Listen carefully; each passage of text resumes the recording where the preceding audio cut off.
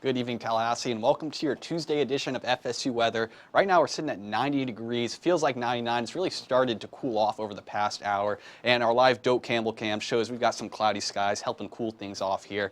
Most of our storms for the Big Bend region have been to the west of us, moving into Dothan right now, and also we've had some storms move through Cross City and Gainesville. Here in Tallahassee, just some light showers, nothing too significant going on. And then zooming out to the rest of our national view, you can see this low pressure system, which is the remnants of Tropical Storm Barry, sitting over Illinois, bringing them rain right now. For the southeast, though, we've got high pressure systems sitting over us, so any kind of rain we're going to get is going to be from the sea breeze. For tonight, going to be at 74 degrees, going to be mostly clear outside, and then over the next 3 days, going to keep the rain chances fairly moderate at 30 to 40%, and those temperatures are going to get up to 96 on Thursday, get down to 95 by Friday. But for now, I'm going to pass things off to Dylan. He's going to give us a look at the southeast. Thank you very much, Tyler. And for the southeast temperatures, we're seeing really warm conditions throughout where they haven't seen some rainfall, and you can see where the remnants of Barry have made impacts. You see 81 degrees in Little Rock, so they're feeling a little bit cooler because they've got some of the rain. But down into the heart of the southeast where we are and into Georgia, you're seeing these dark colors indicating hotter conditions. And we see the sea breeze showers and thunderstorms taking all over Florida. We're just going to keep seeing sea breeze throughout the show, folks. High dew points, though, still throughout. Atlanta, though, the weak spot at 65 degrees. Same into Charlotte. So seeing a little more mild conditions, but the heat is still prevalent there. Even behind in Little Rock, where we saw cooler conditions, you see the dew points are still relatively high, as the Gulf moisture and that tropical moisture making its effects felt on the western part of the southeast. And our muggy meter showing conditions throughout. Nowhere really that good. Charlotte may be the best spot on this map, but again, not the best conditions how it feels outside. Very warm and moist, typical southeast pattern. And you see for our heat indexes reflecting the same, feeling about 10 degrees hotter in most places. 99 degrees is the feels like or heat index temperature here in Tallahassee. In Little Rock, though, a little better because you got the cooler conditions, some moisture, but you're only at 86 degrees, so feeling 1 degree more than what you're actually feeling like outside. So not too bad. And as you look at our winds, you can see clockwise motion. High pressure is sitting on top of the area, suppressing a lot of the deep moisture and hard shower activity. So this is pretty good, but you can kind of see where Barry has situated over into the parts of Nashville as well. Kind of the wind coming out of the south. And here's a nice line of storms because of that Gulf moisture and that tropical moisture too, bringing some showers, but high pressure dominating our area, keeping the sea breeze regime in effect for a lot of the southeast. Closer you are to the coast, the more likely you are to see the sea breeze conditions. And as we zoom in with the rain with Barry, we're still seeing flash flood warnings, watches, and flood warnings as well along the Mississippi River associated with that.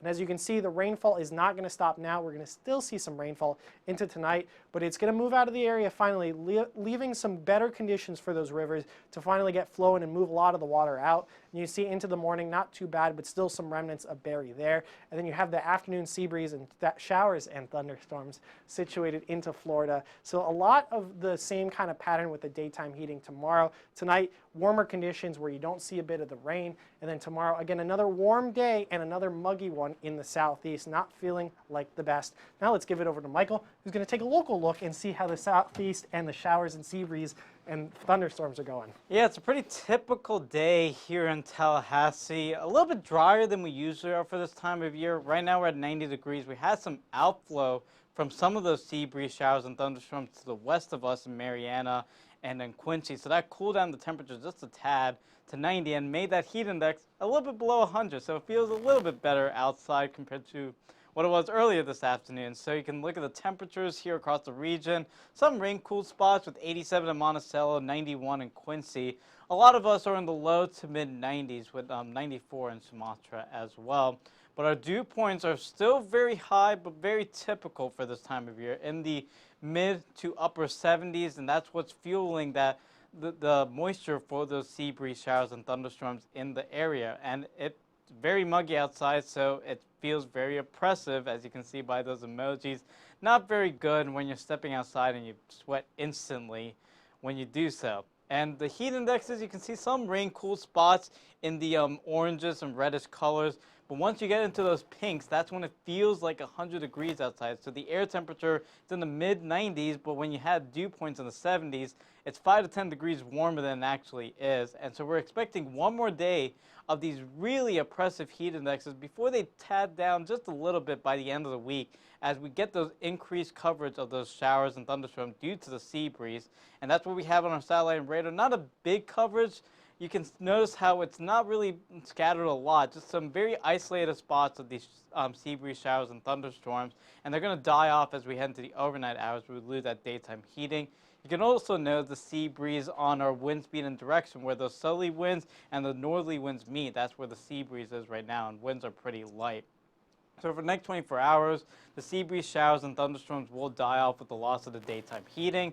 Similar to the last few days, we'll start off with mostly sunny skies, and with those mostly sunny skies in the morning and early afternoon, temperatures will heat up into the mid to upper 90s. And when you add in the humidity, the heat indices are going to be at least in the 105, close to the 110 range, so close to our heat advisory criteria. So remember to stay hydrated, drink plenty of fluids, and limit your time outdoors in the afternoon. And then by the time we get into the late afternoon, the sea breeze starts to move inland.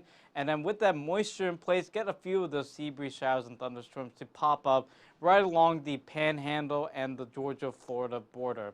If you want to head up to the beach down towards St. George Island and Apalachicola, pretty good day out there. The rip current list is still lower, but it's still there, so be prevalent about that. We're going to have a desk on that in just a few seconds. And so let's take a look at your 7-day forecast, where we start to see the moisture come back. High pressure breaks down just a little bit, so we'll have a little bit more coverage of those sea breeze showers and thunderstorms with temperatures still in the mid-90s. Now let's head out to the desk to talk about the rip currents in our region with Dylan and Tyler. Thank you very much, Michael. And you saw that just for a brief second, there was a rip current advisory issued by the National Weather Service for parts of the coast, and it's really prevalent here in the Gulf states that you see these the rip current conditions, and we're going to explain kind of what a rip current is and how to deal with that. Yeah, so if you get caught in a rip current, basically it means it's just really hard to get back to shore. Right. You're just kind of getting sucked out to sea. So make sure that you're always trying to swim in a place that has lifeguards, just pretty much anywhere you go, whether there's a rip current threat or not. And also make sure to swim parallel to the shore if you are caught in a rip current. Just make sure you stay calm. Don't try and swim back and waste all your energy. Just swim parallel to the shore, keep your energy up, and you'll eventually get out of it. Yeah, you can see on the graphic right here, you can see that the rip current is formed by waves kind of pushing back out to sea. And sometimes it is faster than an Olympic swimmer can swim, is this rip current. So you're not supposed to fight against it. Swim parallel till you are to safety and then swim back to shore. Make sure you check in with someone. These are cause a lot of the deaths in Florida because you have people running out of energy trying to fight the rip current. Yeah, and it's also important to understand the flag system when it comes to rip currents. So if you see yellow flags, just means be cautious, be aware there's possibly a rip current in the area. Once you get to red, strong, frequent rip currents are possible. And if you see those double red flags, do not get in the water. That means the beach is closed. It is too dangerous to get in the water. Yeah, Jeff, definitely make sure you don't swim alone. Check in with people. Just be aware and be conscious of what's going on. And if you aren't a strong swimmer, maybe the beach, getting in the water too deep, it's not the best idea. Yeah, and even these rip currents are fairly large too, can stretch anywhere from 10 feet to 200 feet. So they're pretty long and prevalent along the beach lines. So just make sure you're careful when you head to the beach. Yeah, definitely. But Michael's going to take it back out to talk about more sea breezes in the National. Yeah, well, before the sea breeze stuff in the National, we have to talk about our national high and low temperatures across the nation. Both of them are in California. So we had 118, of course, in Death Valley and Thermal California as well. So that's in the southern part of the state. But in the Sierra Nevada mountains in Truckee, California, they got down to 37 degrees. So a big extreme just in one state. That shows you how elevation plays a role in the temperatures. Now, across the rest of the nation, very hot in the southwest and then down towards the southern plains, where temperatures are in the upper 90s and 115 degrees in Phoenix. But it's more of a dry heat in Phoenix compared to the 95 in Dallas. So they really do feel the same, a 95 in Dallas and 115 and Phoenix. Off towards the east, in the center part of the country, a little bit cooler today. We have more cloud cover and rain coverage due to the remnants of Barry, and then we also have a frontal system located in the north, and that's what we should see on our satellite and radar. High pressure situated in the Gulf, that frontal system giving some storms to the northern part of the country, and then we have the remnants of Barry sitting over the Illinois, Indiana area, giving some showers and thunderstorms for them. Now, for the storm outlook for today, because of that frontal system in the northern part of the country, we do have an enhanced risk in Rapid City and in northern South Dakota, with the slight risk surrounding that region. And you can see we do have showers and thunderstorms already flaring up in this region. And with the severe nature of these showers and thunderstorms, we have a severe thunderstorm watch in effect until 9 p.m. Mountain Standard Time. So something to be aware of if you are up there. For the next 48 hours, start to notice how we do have those storms with the front, and you notice the remnants of Barry moving off towards the northeast, so they'll get an increased risk of showers and thunderstorms going into tomorrow and for the end of the week.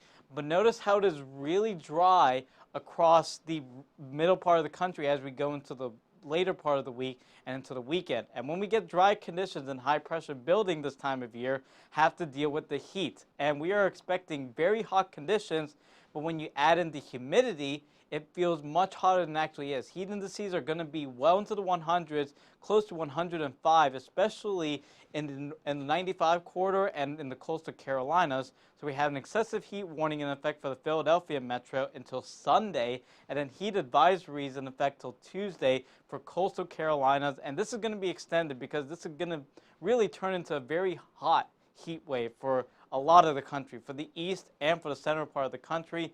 So we have excessive heat warnings in pink, and heat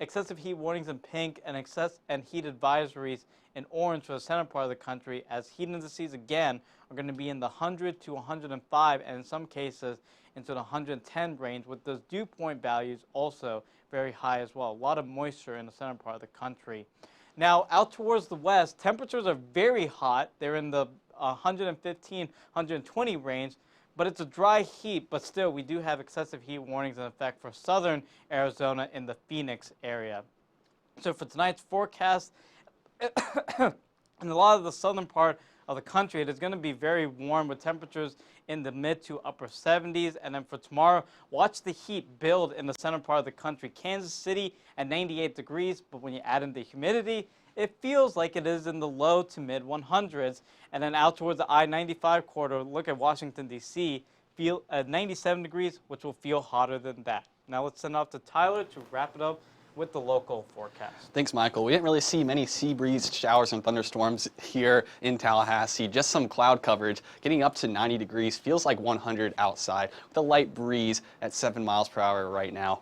Temperatures for most of the region are sitting in the low 90s. Valdosta, the hot spot at 93 right now as we get closer to the coastline. Carabel at 90. Apalachicola also at 90 degrees, a little bit cooler along the coastline when it comes to actual temperatures. But our dew points are pretty high. It feels pretty muggy, just brutal conditions. When you step outside, you can just feel the humidity. Perry is at a 78 degree dew point, Tallahassee at 75. As you get further up north, just a little bit better. And when we look at the muggy meter, our sea breeze is what's bringing a lot of this mugginess. Tallahassee just feels oppressive. You can pretty much say the same about every single city in Florida. When we get into South Georgia, it feels a little bit better, but they're still very humid in Thomasville and Valdosta. Our heat index shows just how hot it is outside. Monticello feels like 105. St. Mark's also feels like 105. Here in Tallahassee, a little bit better at 100. Wouldn't honestly call 100 that great, though. It's still pretty hot. And then Thomasville is at 98.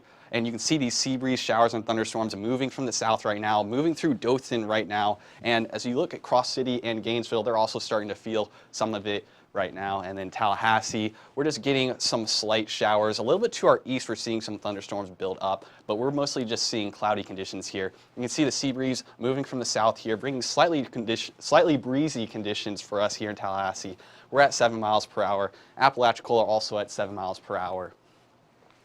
Over the next 24 hours, the sea breeze is going to die out, and we're just going to have clear skies. And then as we move into tomorrow morning, going to get a little bit cloudier, and the rain's going to start coming back associated with that sea breeze going into the evening. Tallahassee, expecting to see some rain tomorrow. For tonight, though, going to be 74 degrees, mostly clear.